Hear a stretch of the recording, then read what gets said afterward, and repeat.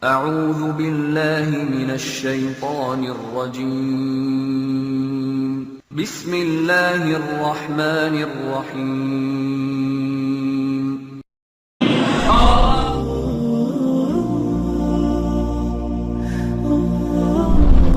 Suara normal. Di antara mereka ada yang dapat mendatangkan bermacam-macam makanan dan minuman dalam sekejap mata. Ada pula orang yang segala kebutuhannya dipenuhi oleh syaitan. Ada lagi orang-orang yang diberitahu oleh syaitan tentang masalah-masalah gaib dan tentang sesuatu yang bersifat rahasia. Ada juga orang yang dibantu oleh syaitan hingga senjata tidak mempan terhadapnya. Ada pula orang yang didatangi oleh syaitan dalam bentuk seorang saleh di saat ia sedang beristighatsah atau meminta keselamatan kepada orang saleh yang sudah mati dengan maksud mengelabui dan menyesatkannya serta menggiringnya kepada perbuatan syirik dan maksiat kepada Allah. Jadi ini contoh-contoh saja. Ada seorang dukun dari Yaman taubat kepada Allah. Dia cerita dia sudah taubat, sekarang jadi dai. Dulu dukun. Dia cerita, waktu saya masih jadi dukun, saya dulu paling suka ya, menunjukkan kekuatan kalau saya kebal. Satu waktu, ini salah satu peruqyah pernah menceritakan masalah itu. Salah seorang syekh di Saudi menceritakan tentang pengalaman dukun ini yang cerita pada dia. Tentu yang saya tonton adalah syekhnya dan bukan dukun yang sadar itu, tapi beliau mengatakannya sudah sadar dan Allah sudah, semoga Allah terima taubatnya. Intinya adalah dia bilang, pada saat saya lagi menunjukkan kehebatan saya, ada seorang anak muda datang. Anak muda ini pada saat lihat saya, dia baca Allahu la ilaha illa huwal hayyul qayyum, baca ayat kursi. Dia bilang pada saat saya tusuk badan saya, tiba-tiba saja lubang masuk, kena, berdarah semuanya. Sampai dia bilang saya dirawat di rumah sakit 3 bulan. Dukunnya ini. Setelah saya mulai sadar, mulai agak pulih, saya panggil dengan mantra-mantra, setan-setan saya datang. Lalu saya bilang sama setan-setan, kalian kemana waktu itu? Kenapa bisa saya tembus nih? Lalu ya kisah nyata begini. Lalu kemudian kata syaitannya, waktu anak muda itu baca Allahu la ilaha illallah, kami semua terlempar. Ayat kursi dibaca, terlempar semua. Dia bilang waktu itu saya sakit hati sama anak muda ini.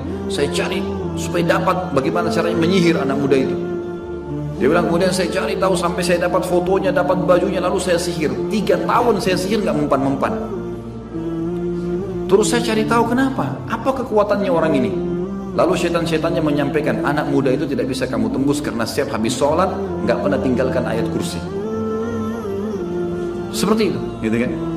Jadi ini contoh saja. Di sini teman-teman sekalian bagaimana syaitan menunjukkan kalau dia kebal, tapi subhanallah ayat-ayat Allah tidak bisa dikalahkan. Kalau ada orang yang meruqyah kemudian belum sembuh, jangan antum bilang oh ayat Allah ini nggak kuat berarti sihirnya lebih kuat. Enggak, bukan itu. Sama sekali bukan itu. Allah masih belum mau izinkan antum sembuh. Karena dengan cara seperti itu mungkin antum lagi lebih dekat kepada Allah. Ada orang subhanallah harus dengan kasus baru dia mau lebih dekat dengan Allah. Kalau dia lagi tidak ada kasus, dia tidak bisa dekat sama Allah. Allah kasih cobaan, gitu kan? Begitu pula di sini dikatakan, kadang-kadang syaitan menjelma menjadi kayak orang saleh, datang kepada dia. Terutama orang-orang yang berbuat kemusyrikan, kayak datang-datang ke kuburan, ngambil tanah-tanah kuburan, menganggap ini kuburan wali dan seterusnya. Maka bisa saja dia lihat nanti ada orang saleh pakai jubah putih segala, itu syaitan semua muncul. Tidak pernah dinukil kepada kita para sahabat mengatakan kami melihat Rasulullah SAW keluar lagi dari kuburan, enggak pernah. Pernah antum dengar riwayat itu? Enggak ada. Para sahabat enggak pernah ngambil-ngambil tanah kuburannya Nabi. Mereka ziarah kubur Nabi, baca salawat, salam, pergi, selesai. Dari mana ini teman-teman sekarang ambil tanah, ambil ini, ada kuburan sampai tiap hari ditambah tanahnya. Gara-gara diperjualbelikan tanah 1 genggam sekian harganya. Ini was-was syaitan semua. Di kuburan itu biasa saya lihat ada orang pakai jubah putih, saya mimpi lah, apalah segala macam. Khurafat semua. Ada yang mengatakan turuh orang tua saya datang. Orang tua dari mana? Ada yang mengaku tuh ngobrol sama orang tuanya setiap malam Jumat. Itu luar biasa itu. Nah, tidak pernah ada sahabat nukil ini kepada kita. Padahal ada Abu Bakar, ada Umar, mertua Nabi. Nggak pernah mereka nukil. Kenapa nggak dinukil kalau memang betul? Nggak ada sama sekali. يا قلب ما زلت تبكي على حبيب جفاك وسرت في ركب ليلى ولحظها إذ رماك وطارت الروح شوقا لمرتع في صباك.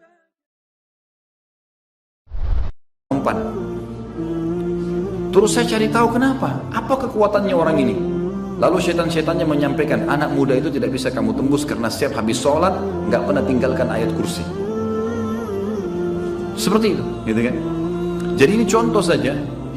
Di sini teman-teman sekalian bagaimana syaitan menunjukkan kalau dia kebal, tapi subhanallah ayat-ayat Allah tidak bisa dikalahkan. Kalau ada orang yang meruqyah kemudian belum sembuh, jangan antum bilang oh ayat Allah ini nggak kuat berarti sihirnya lebih kuat. Enggak, bukan itu. Sama sekali bukan itu. Allah masih belum mau izinkan antum sembuh. Karena dengan cara seperti itu mungkin antum lagi lebih dekat kepada Allah. Ada orang subhanallah harus dengan kasus baru dia mau lebih dekat dengan Allah. Kalau dia lagi tidak ada kasus, dia tidak bisa dekat sama Allah. Allah kasih cobaan, gitu kan? Begitu pula di sini dikatakan kadang-kadang syaitan menjelma menjadi kayak orang soleh datang kepada dia, terutama orang-orang yang berbuat kemusyrikan kayak datang-datang ke kuburan, ngambil tanah-tanah kuburan, menganggap ini kuburan wali dan seterusnya. Maka bisa saja dia lihat nanti ada orang soleh pakai jubah putih segala, itu syaitan semua muncul. Tidak pernah dinukil kepada kita para sahabat mengatakan kami melihat Rasulullah SAW keluar lagi dari kuburan, nggak pernah. Pernah antum dengar riwayat itu? Enggak ada. Para sahabat gak pernah ngambil-ngambil tanah kuburannya Nabi. Mereka ziarah kubur Nabi, baca salawat, salam, pergi, selesai. Dari mana ini teman-teman sekarang ambil tanah, ambil ini, ada kuburan sampai tiap hari ditambah tanahnya. Gara-gara diperjualbelikan tanah satu genggam sekian harganya. Ini was-was syaitan semua. Di kuburan itu biasa saya lihat ada orang pakai jubah putih, saya mimpi lah, apalah segala macam.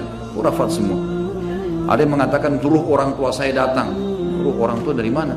Ada yang mengaku tuh ngobrol sama orang tuanya setiap malam Jumat. Itu luar biasa itu.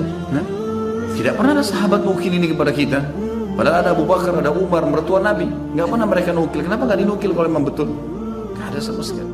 يا قلب ما زلت تبكي على حبيب جفاك وسرت في ركب ليلى ولحظها إذ رماك وطارت الروح شوقا لمرتع